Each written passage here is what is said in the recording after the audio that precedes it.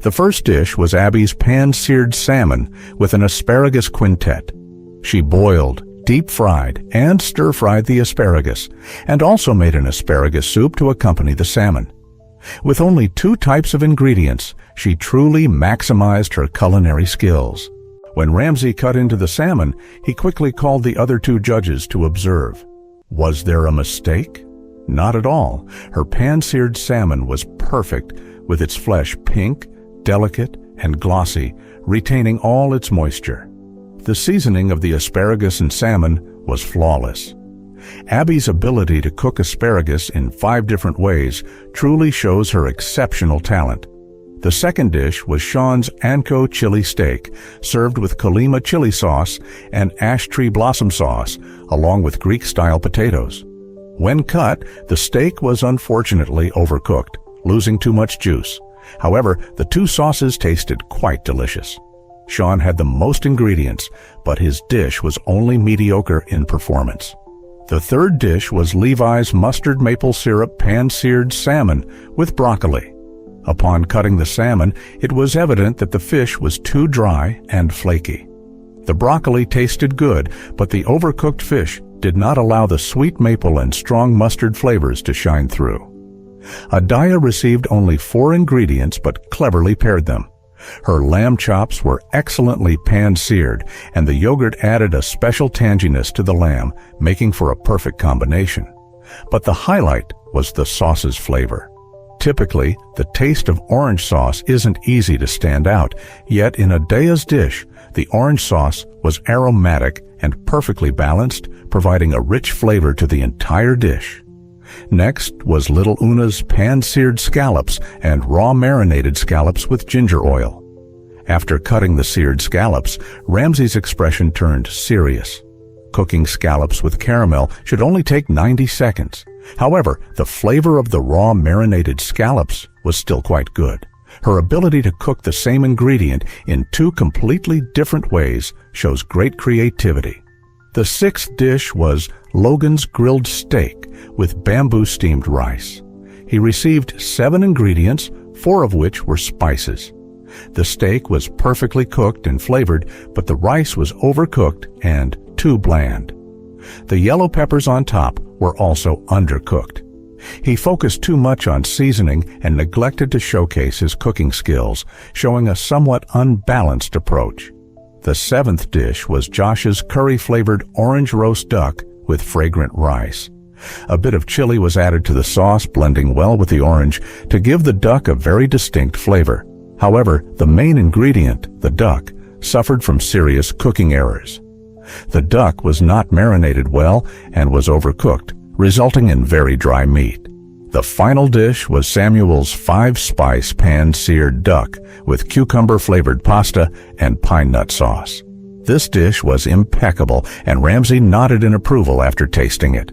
The duck was tender and juicy, and the refreshing aroma of cucumber helped cut through the greasiness of the duck. Samuel's signature dish helped him become the best-performing young chef of the night. Josh and Levi's poor performances ended their journey in the competition. The challenge levels up again as the young chefs step out of the studio to cook for real diners, nearly driving the formidable Gordon Ramsay to his wits' end.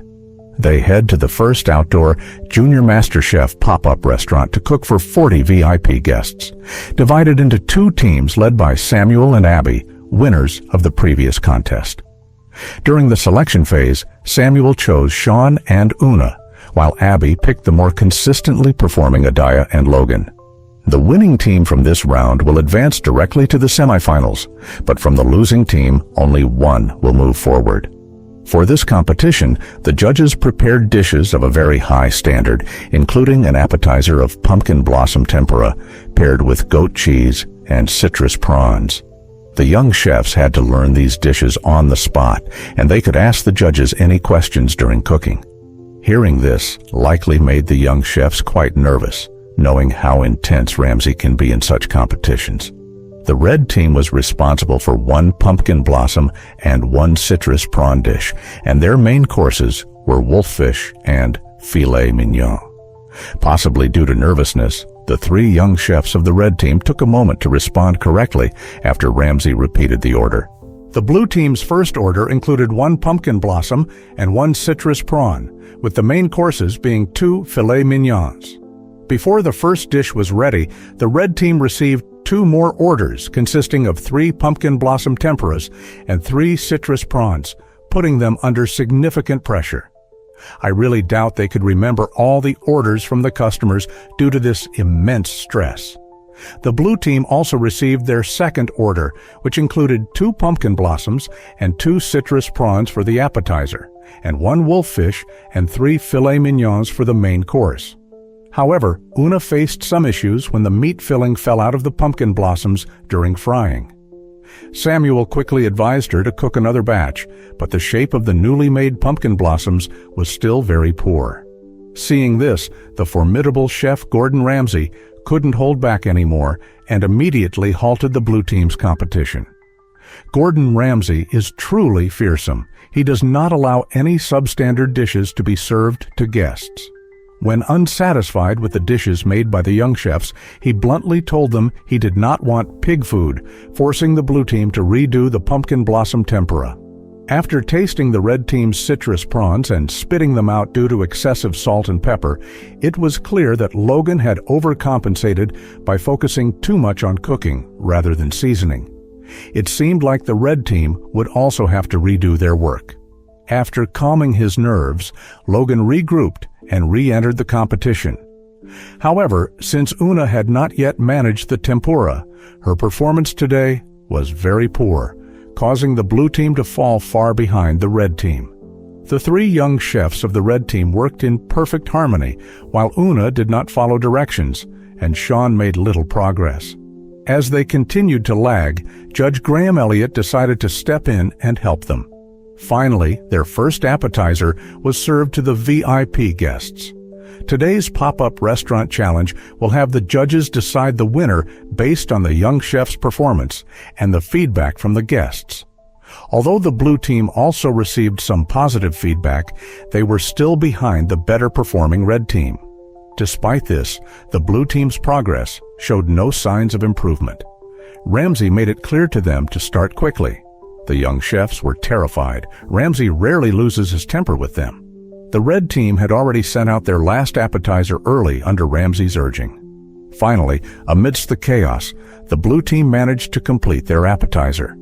The blue team must make adjustments, as this is a team competition where multitasking and simultaneous dish preparation are essential for progress. This is truly a maddening competition. The appetizer round had just ended, and the workload of 6 filet mignons and 2 wolffish was overwhelming. Fortunately, this time their division of labor was clearer. Samuel was in charge of cooking the wolffish, Sean handled the grilling of the filet mignon, and Una took care of frying the French fries. Everything seemed well organized. Meanwhile, the red team also received their first main course order: 2 filet mignons and 2 wolffish. In today's main course segment, the judges would focus on the doneness of the meats.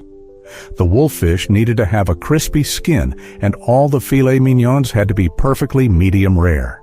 Under such intense pressure, I truly began to worry for all the young chefs.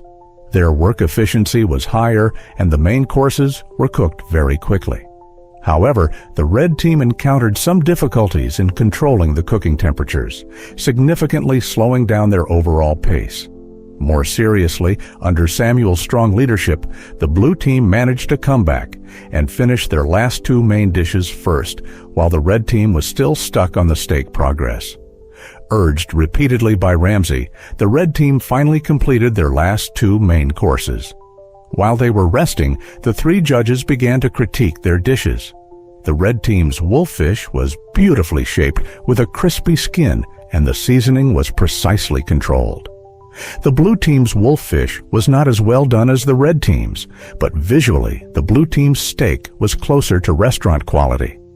They nailed the doneness as required by the judges, and their seasoning was superior to the red team's. In the main course competition, it was hard to distinguish which team performed better. The staff began to gather feedback from the VIP guests, which was crucial for today's contest. The young chefs could finally show their faces and receive the applause and praise they deserved. At this moment, I believe they had overcome their previous fatigue, filled with a sense of accomplishment and honor. Today, the performance of both the red and blue teams was evenly matched. However, it must be said that their appetizers were truly delicious. Although the blue team's appetizers were served a bit slower, their performance in the final main course segment was very stable. Combining the young chef's performance today with feedback from the VIP guests, the judges reached a decision. The team that advanced directly to the semifinals did so with perfect teamwork and remarkable stress resilience, ultimately winning this competition. That team was led by Samuel. Their outstanding performance left us deeply impressed. However, competition is competition, and someone must leave. Let us wish the two young chefs continued success on their culinary journey. How hard can it be to fillet an Alaskan salmon? Even Michelin-starred chef Gordon Ramsay takes great care in the process. Tonight's challenge for the top 4 young chefs is to fillet a salmon within 30 minutes.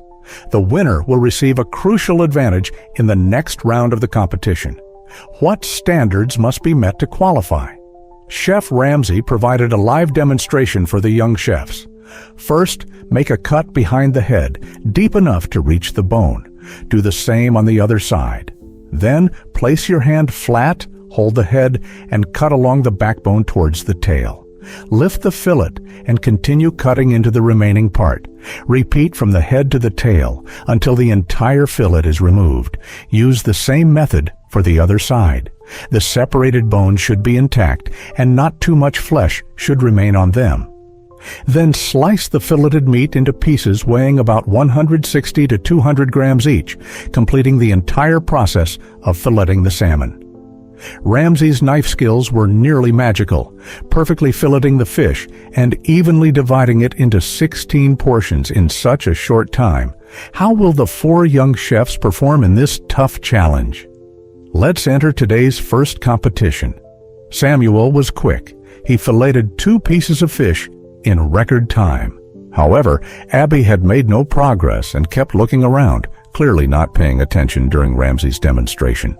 Adaya had never cut such a large fish before, but she methodically followed the steps Ramsay taught, and her progress was quite good.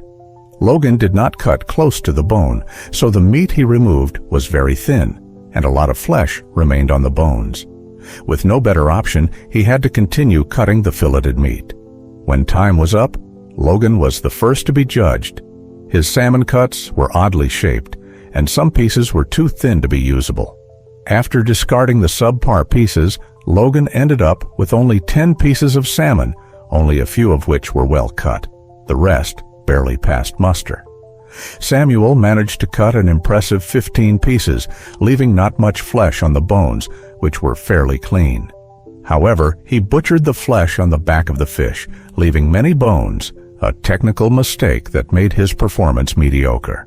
Adaya's salmon cuts were visually very uniform, and her knife skills were good, making the cuts quite smooth. Although 3 pieces were not up to standard, she successfully produced 13 pieces. With this excellent performance, she won the salmon cutting contest. Next, Adaya will exercise her privilege. What exactly is this mysterious privilege? The fridges look the same on the outside, but inside they contain different quantities of ingredients. One fridge is filled with 100 types of ingredients, another with 25, and the last one with only 5. Since Adaya won the previous round, she not only gets to choose first, but also assigns ingredients to the other 3 young chefs. The judges have 4 portrait stickers. Adaya completes the assignment by sticking the chef's portraits on the corresponding fridges. This is more exciting than a mystery box challenge. The unfortunate one who opens the fridge to find only one type of ingredient. Who will it be? The competition will reveal it. Samuel was the first to open a fridge and got 25 types of ingredients, which was sufficient for him. Next to him, Logan was the unlucky one, ending up with just a few lemons. Adaya assigned the most ingredients to Abby, but this actually caused Abby a lot of trouble. She had to run to the pantry twice, and each time it took her a long time to find the ingredients she needed. This made the already limited competition time even more pressing.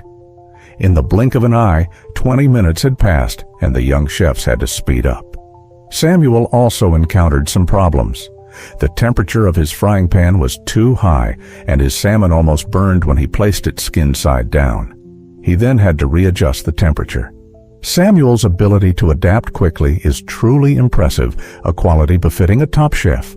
Logan only got 5 ingredients. He planned to use a generous amount of olive oil to cook his salmon and sliced red potatoes thinly, seasoning them before frying.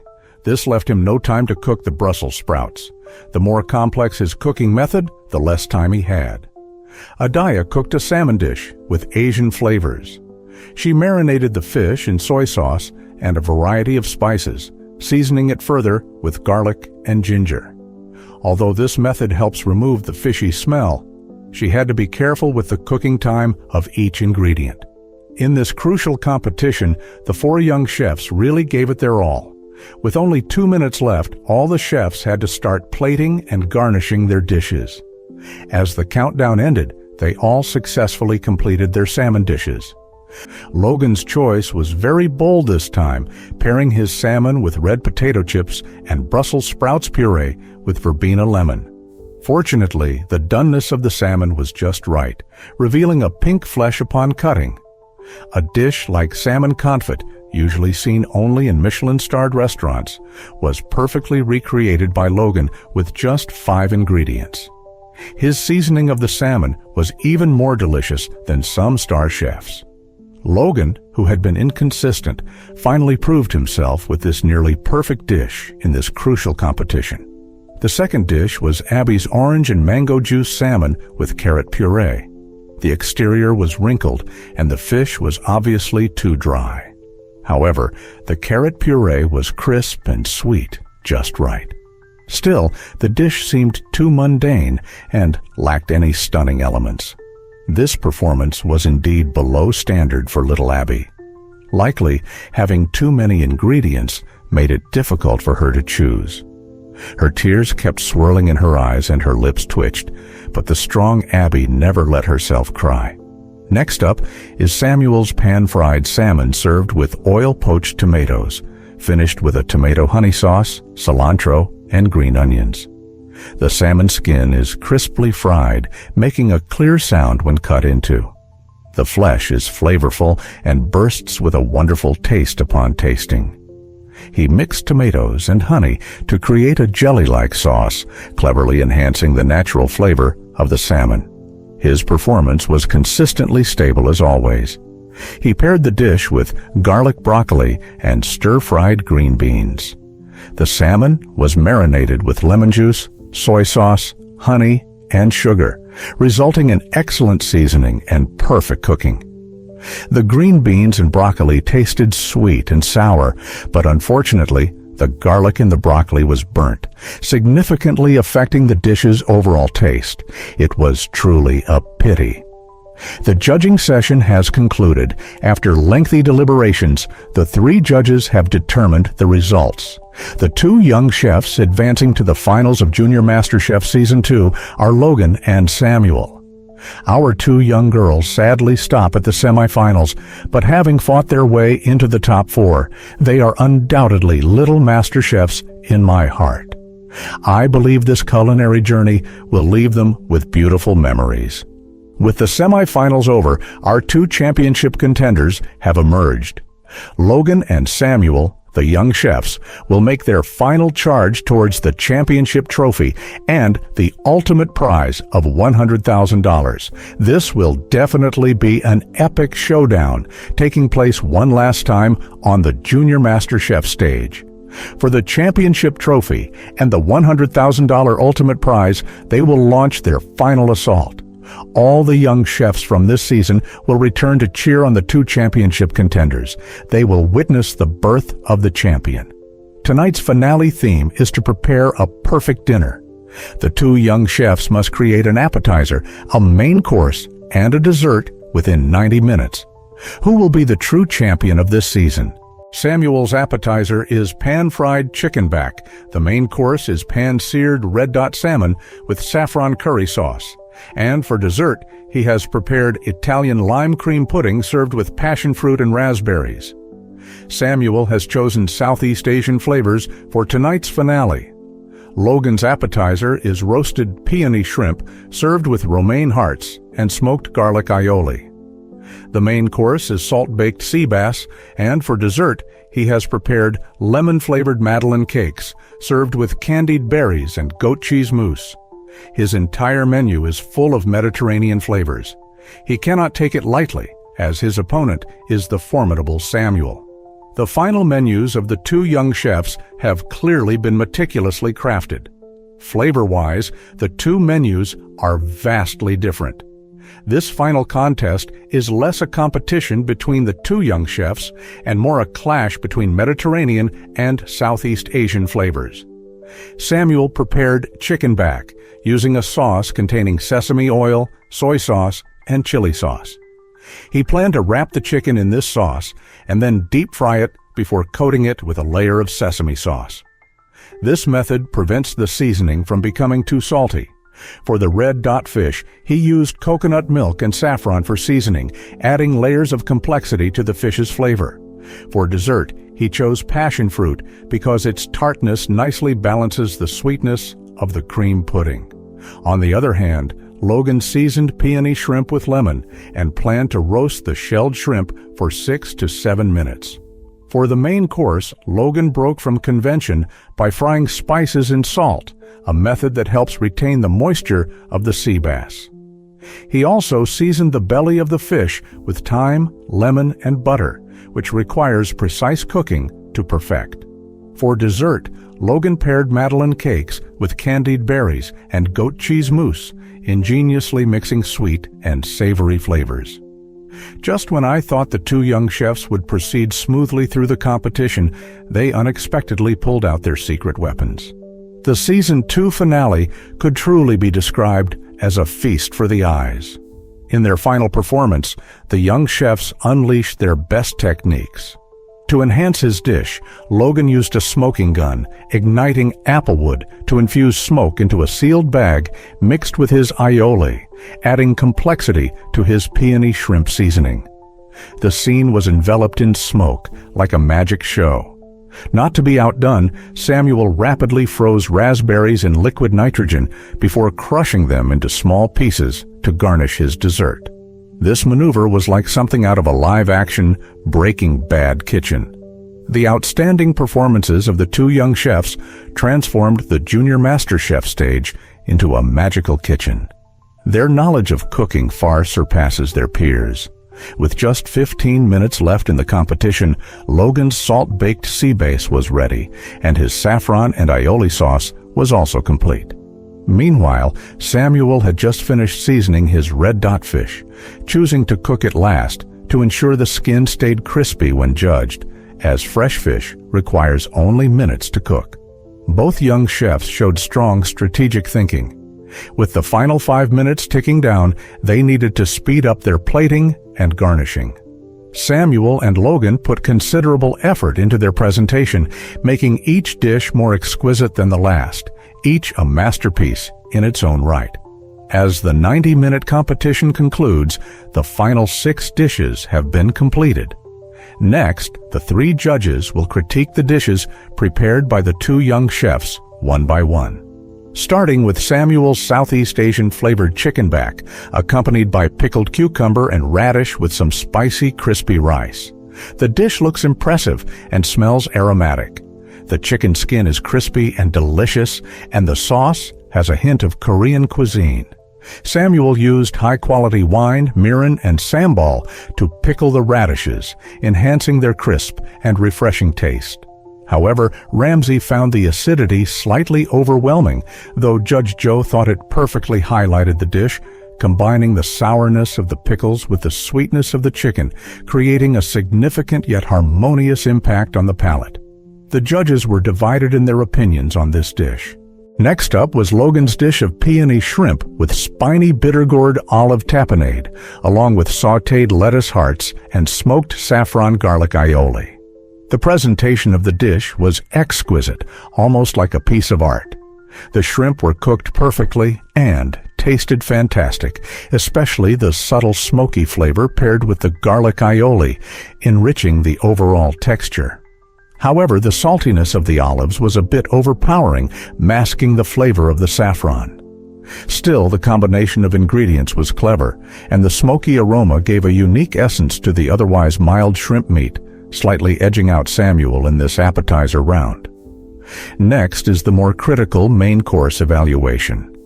Samuel's main dish was pan-seared red dot fresh fish served with baby bok choy, shiitake mushrooms, fresh noodles, and a coconut milk saffron curry soup. Before serving, Samuel poured the rich soup into the plate.